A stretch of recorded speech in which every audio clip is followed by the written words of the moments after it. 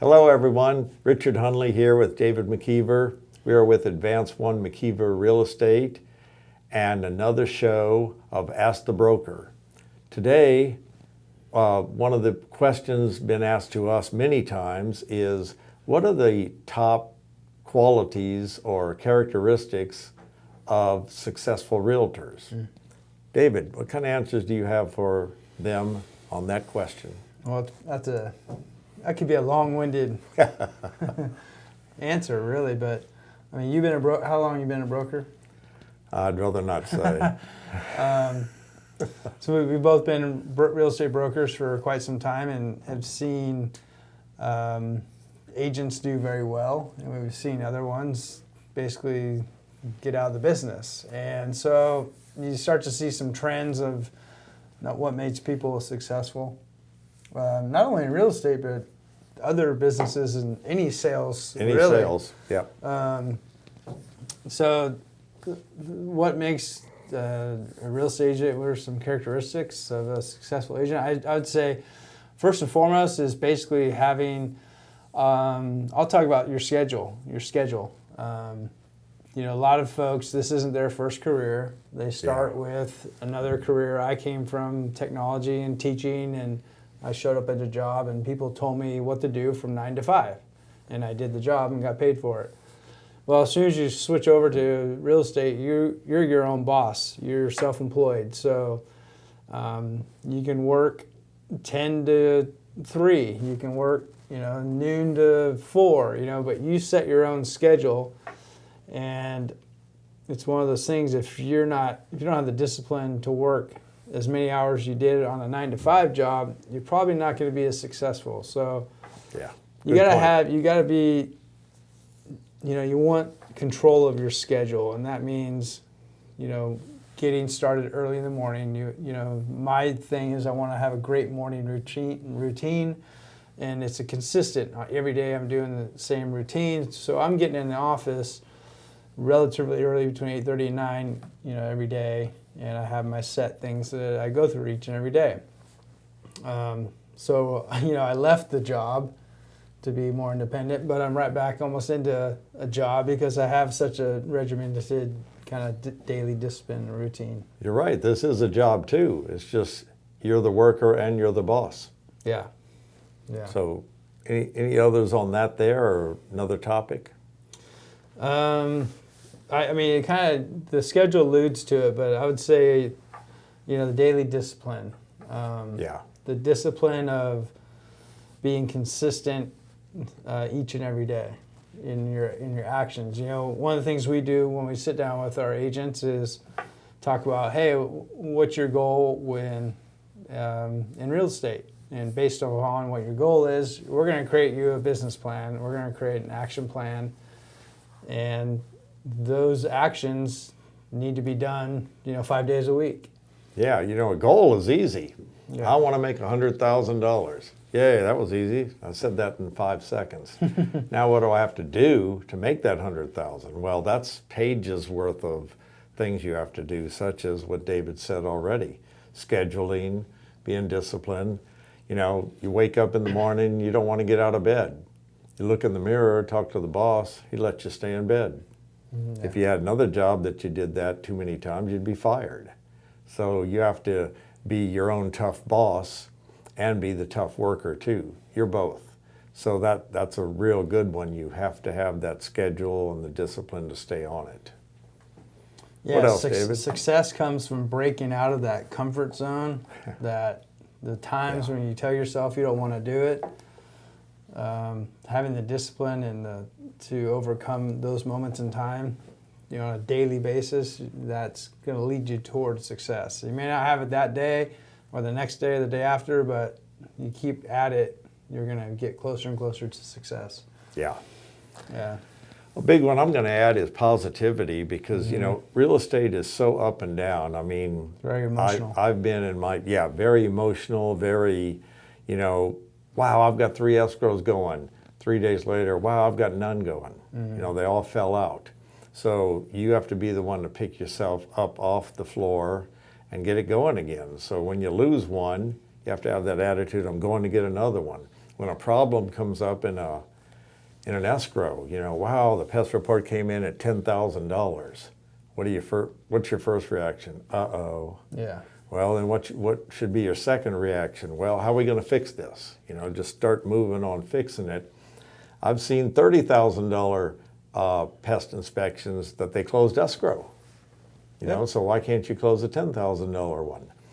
And there's just so many things that can come up. So along with that discipline and keeping that schedule, also have the discipline to stay positive all the time.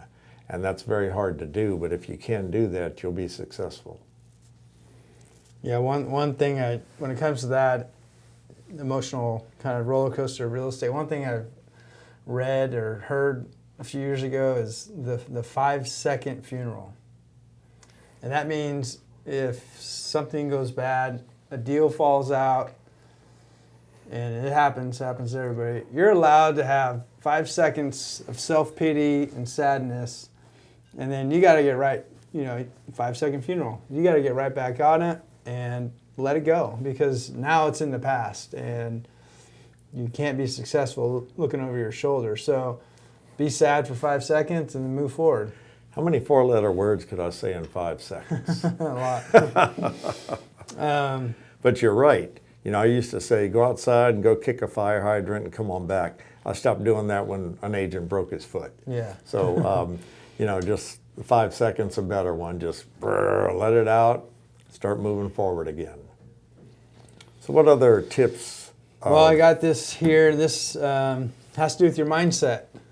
We touched on that a little bit about overcoming bad things that happen. But, how do you look at not only real estate, but how do you look at the world and your life in general? There's a great book by Carol DeWitt called Mindset, and she talks about the fixed mindset versus having a growth mindset.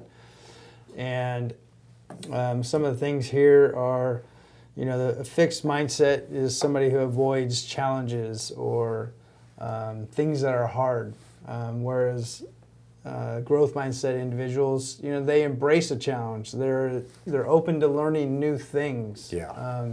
They think they can learn new things. Anything's possible. Whereas the fixed mindset folks, there's some agents out there that go, I'm not that tech savvy. Well, you ask them, hey, will you jump on a Zoom call? Well, I don't know how to work it. Let me talk to my nephew. He can help me out. It's like, that's a very fixed mindset. Anything is possible. You can learn anything basically these days. Through Google and YouTube, you just type it in and somebody's going to tell you how to do it for free. Those are just excuses in my book, just to be a little harsh, but it's like, I can relate to that one. I just had the Geek Squad at my house for 2 hours today. Did I learn a lot? I mean, it was humbling, but I learned a lot, and now I know how to work my new computer. There you go. So thank you for the 2-hour lesson, which will have me operating for hopefully quite a few months. So yeah, what's the old saying about to become more successful, you have to change. You can't keep, same thing David's saying, if you have the same mindset doing the same thing, you're not going to achieve anything different than what you achieved the year before. So change is what you have to do to become more successful. You have to go to your uncomfortable zone, and it will get comfortable quite fast because it'll feel good, because it'll be more success, more money, more comfort, whatever it might be for you. But it's because you took that chance that now you're better off and taking care of your family in a better way. So I think one of the big ones is going to be you have to change. Yeah, and that comes from growth mindset. Telling yourself you have the ability to change, you have the ability to become better.